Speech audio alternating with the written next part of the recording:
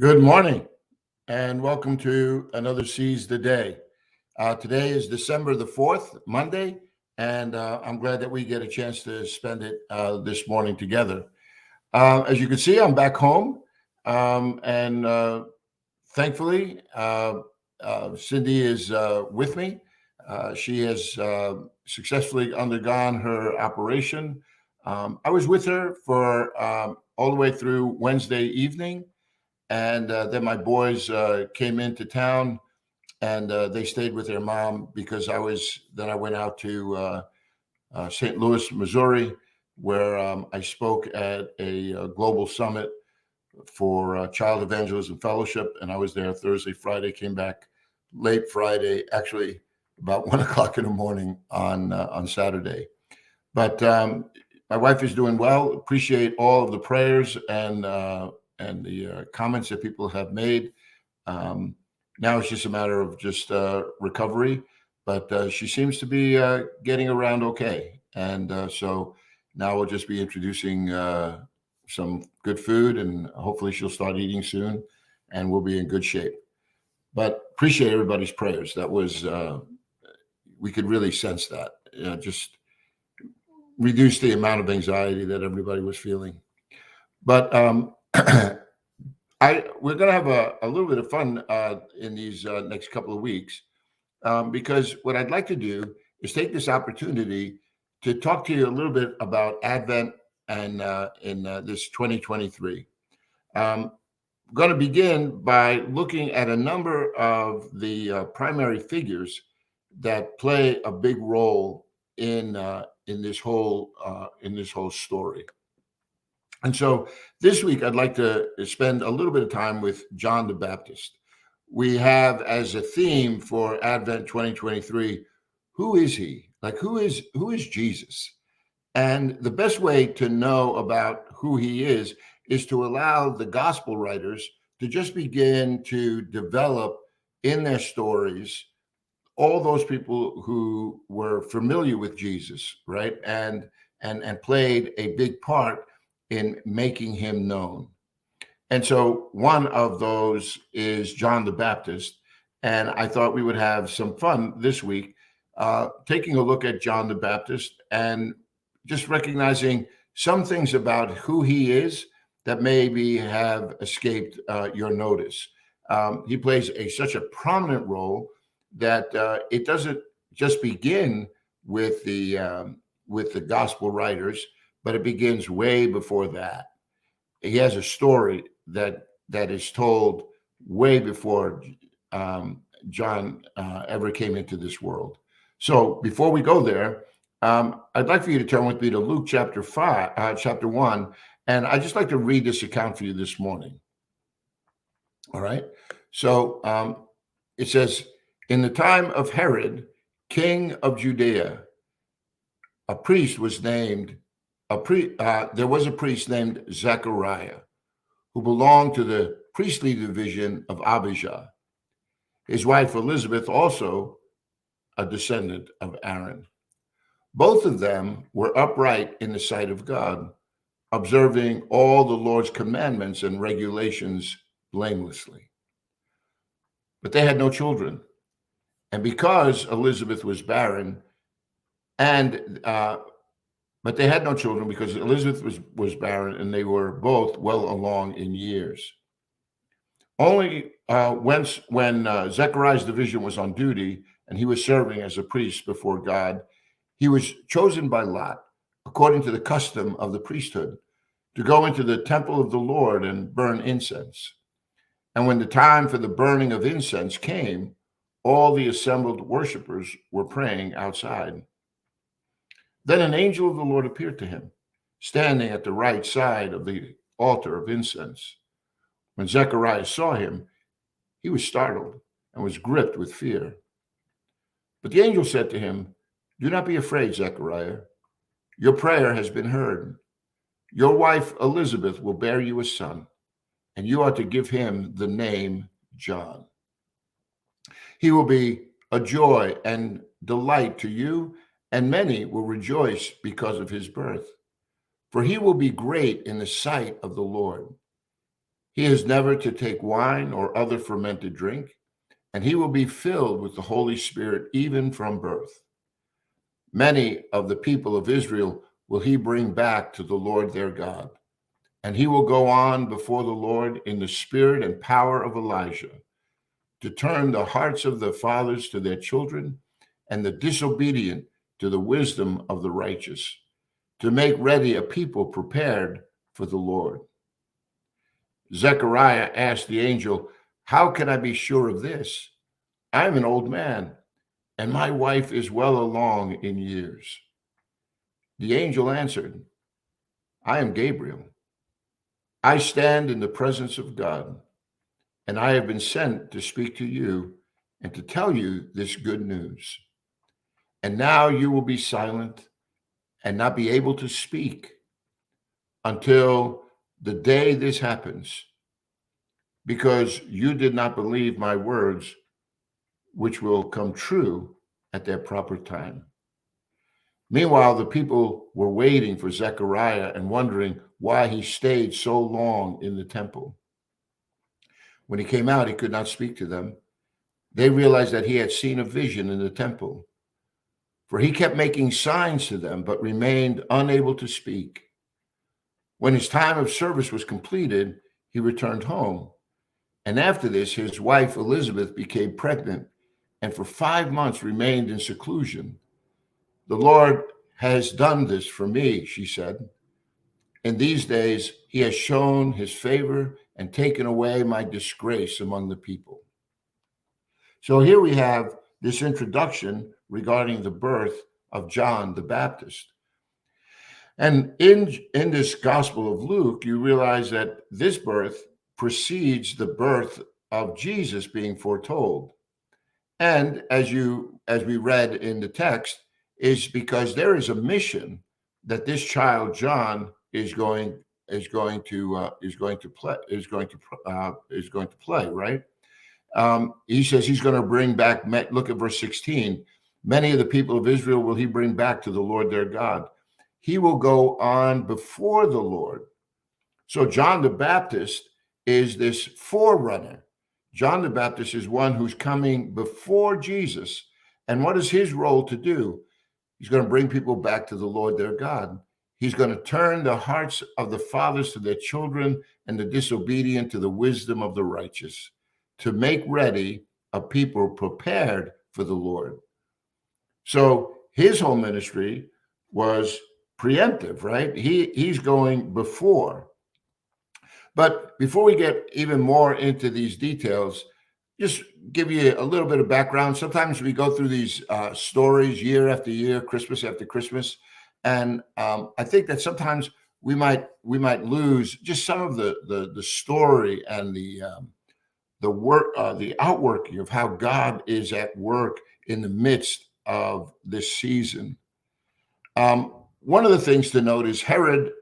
The Herod that is spoken here is the father, right? Herod the Great. He will have a number of children, and those children, they will play significant roles in this ministry of Jesus and John the Baptist. Herod the Great will have a child, Archelaus, Philip, right, and they will take various territories that belong to him. Herod Antipas would be another one of those brothers. So if you're familiar with the land, Herod right now is sovereign, right? He rules over all of Judea. And when his sons come, he would parcel out that territory to his sons. And some, like Philip, would be all the way up north, and on the other side of that Jordan. Herod Antipas would be in that whole region that we know in the northern part, which is known as Galilee, and around Jerusalem and its environment, we would have Archelaus. Things would not go well for all those boys. Archelaus's rule would be cut short, but they would all follow pretty much in their father's steps.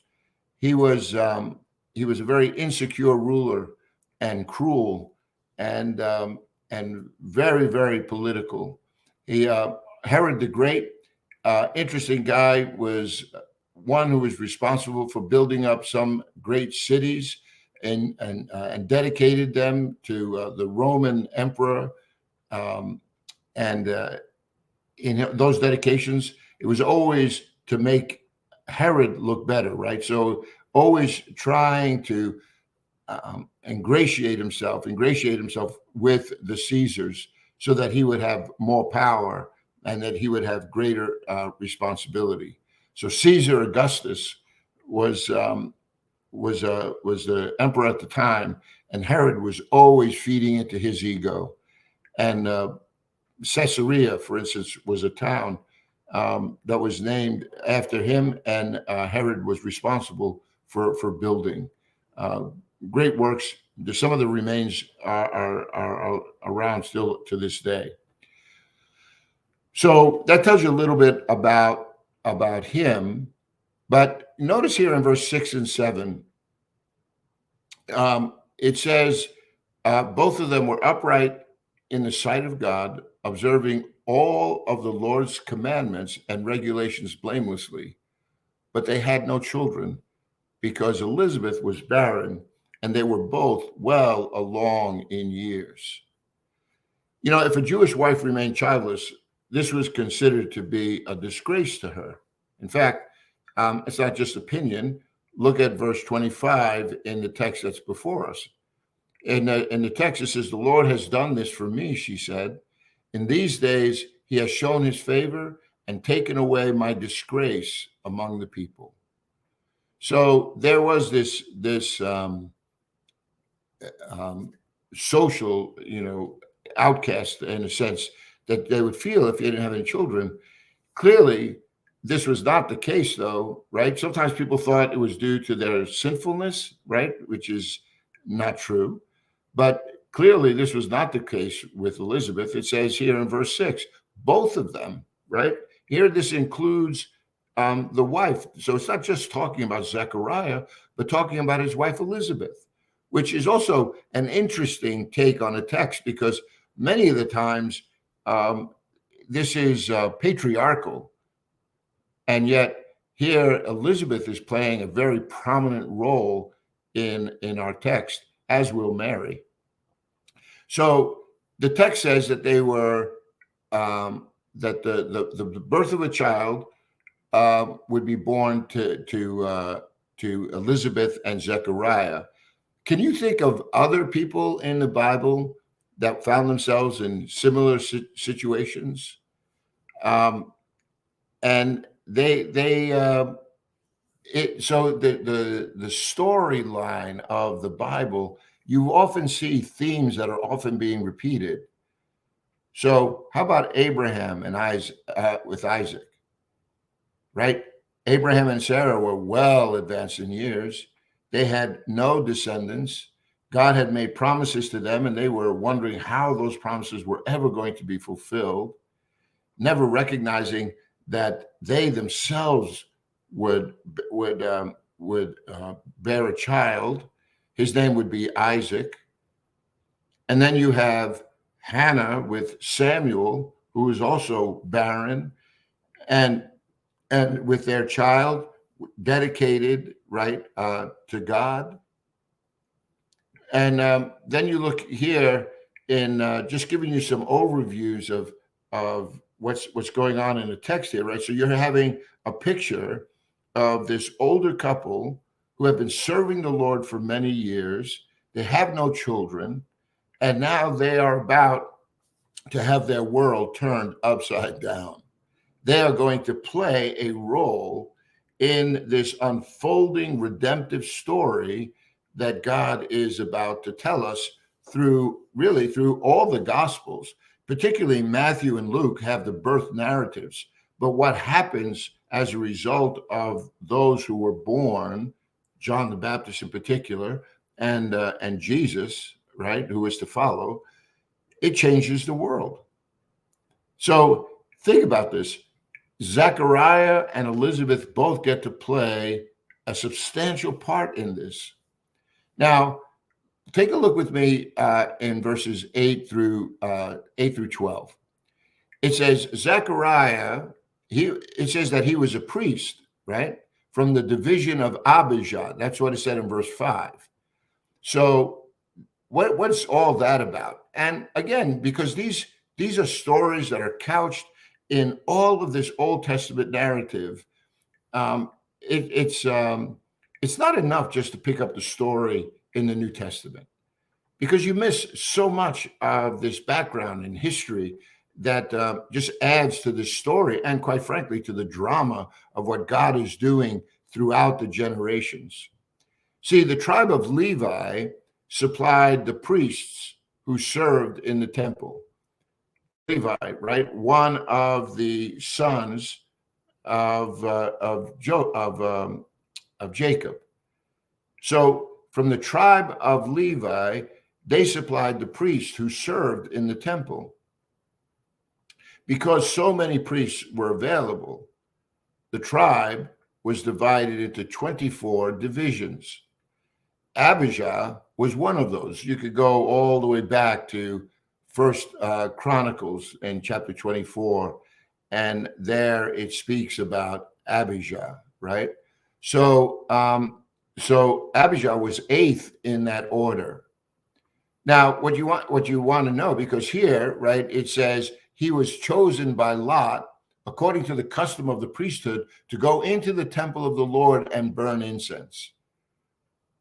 Well, here's a little bit of a background about that. Each division did duty for about 2 weeks in the year, and many priests spent the remainder of their time away from Jerusalem in secular occupations, right?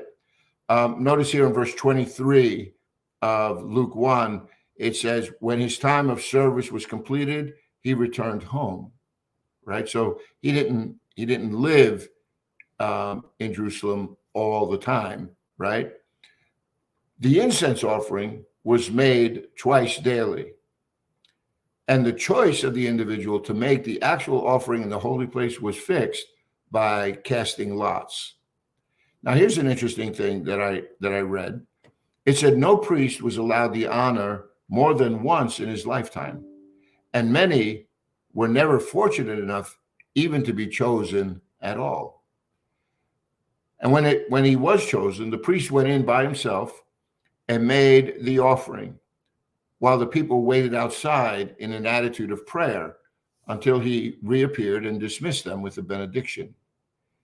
Giving a child, right? So all of what you find taking place here is just setting the stage that what God is about to do, he's doing through this whole system that he has already established.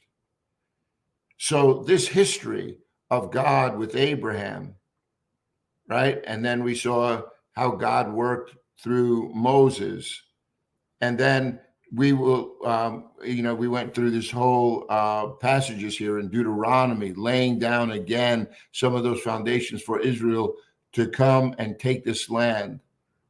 And all of the stories that would take place now regarding them in that land, from the raising up of a prophet like Samuel, right, who also was dedicated to the Lord as a young boy. You remember those stories, right, in the book of Samuel, and then you have kings that are brought up from Saul and David, and you have Solomon.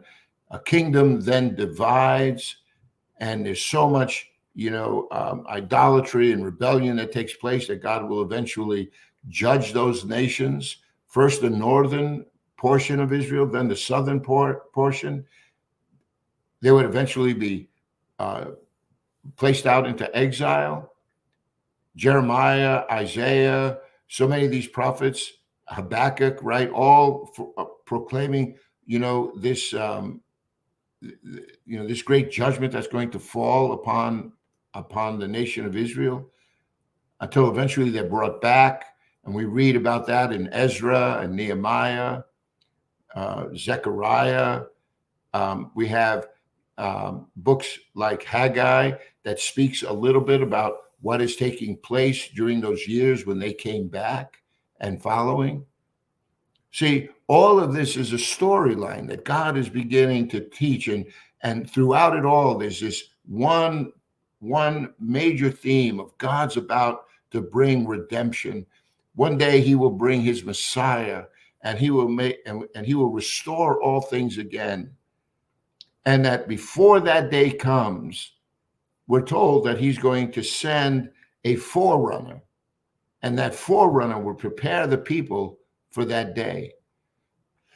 So if you're a Jew and you're living out and you're reading these, you have before you this Old Testament, and there are all these promises. You live with that sense of promise that one day Messiah will come.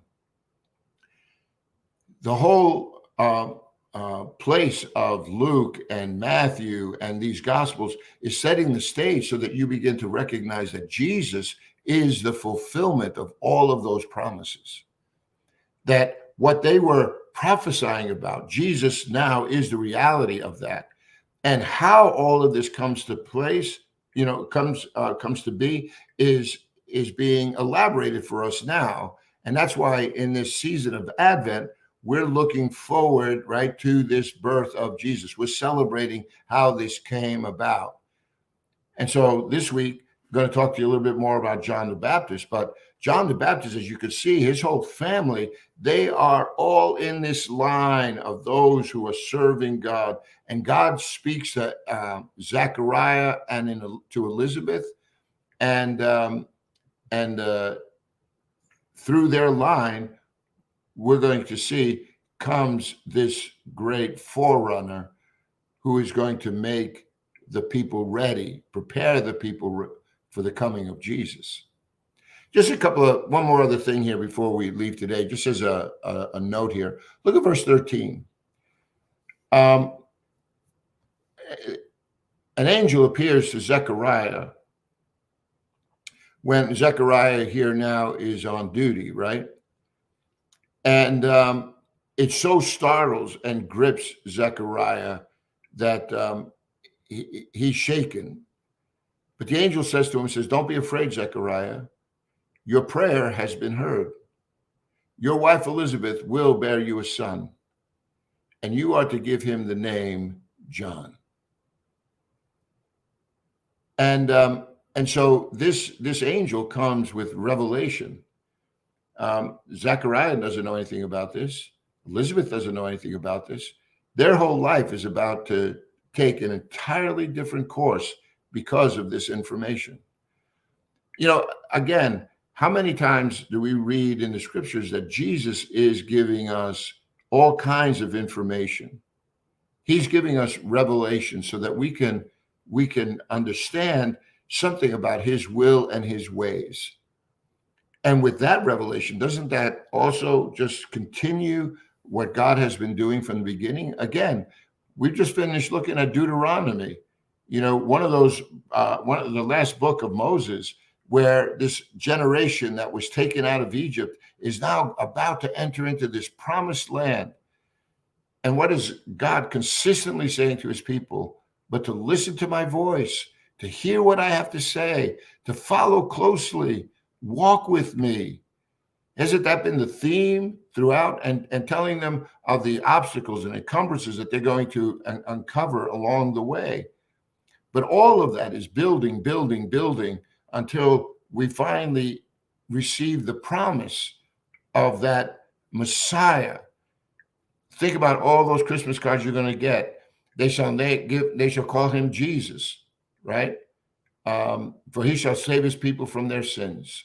Or Isaiah 9, right? Unto us a child is born, unto us a son is given. His name shall be called Wonderful, Counselor, Mighty God, Everlasting Father, Prince of Peace. See, all of those passages were passages that were pointing to the coming of Jesus, and John the Baptist is about to play a significant role in that. But in verse it says that the angel says, "This is the name that that you are to give your son. You are to name him John. Well, giving a child a name was the father's duty. For God to take over the task was a sign that he was making the child his responsibility. So there's going to be a unique relationship that he has with John the Baptist. And we're going to see more about that in a moment. Now, all of this, makes for a really a great story. And so I'd like for us to just be open to a number of different passages as we go through this study, to seeing that God is the same yesterday, today, and forever. That these stories that God is unfolding to us is meant to give us a sense of assurance that God knows exactly what he is doing, that all of the events that are taking place have already been, part of this plan that God has been unfolding. And the details of that plan, as you begin to see it unfold, is remarkable. That all of these things could take place, from the forecasting of his birth to the role that John the Baptist plays, to where Jesus will be born. I mean, so many of those passages will be seen, and the probability of all those things coming to be is astronomical. So what you have in Jesus is something absolutely unique, and yet so closely tied to everything that is in this Old Testament. John the Baptist is just part of that. Comes from a good family. They are devout followers of the God of Abraham, Isaac, and Jacob. They are faithful. It says, according to their, to the observing of the Lord's commandments and regulations, they were blameless. Haven't we read about that in Deuteronomy? That was exactly what God was asking us to be, a people who walked before him blamelessly, who observed his commandments, right? So that it might go well with you. And here is Zechariah and Elizabeth, faithful servants of God. But like all of us, we live in a broken world. It doesn't always happen, or things don't always happen the way we want. And in the case here with Zechariah and Elizabeth, they don't have any children. And you could tell by Zechariah's prayer life, he has been praying for a child, because the angel, first thing he says to him, he says, hey, your prayer has been heard, and your wife Elizabeth is going to bear you a son. So think about living all those years, faithfully serving God, having part of your prayers never really being answered, and still looking for this hope. His whole duty in that temple was reminding them that God was with them, that God had not forsaken them, that there are all these promises yet to be fulfilled. My friends, that's what the celebration of Christmas is all about. The keeping of a promise and the introduction of one who will take us from this life into the one to come. So, looking forward to this week. Trust you are too. Going to learn a lot about John the Baptist, and I look forward to our studies together. So remember, go out, seize the day, and remember, God is good all the time. So glad to be back in our home and sharing it with you. God bless you, my friends. Look, God willing, we'll see each other again tomorrow.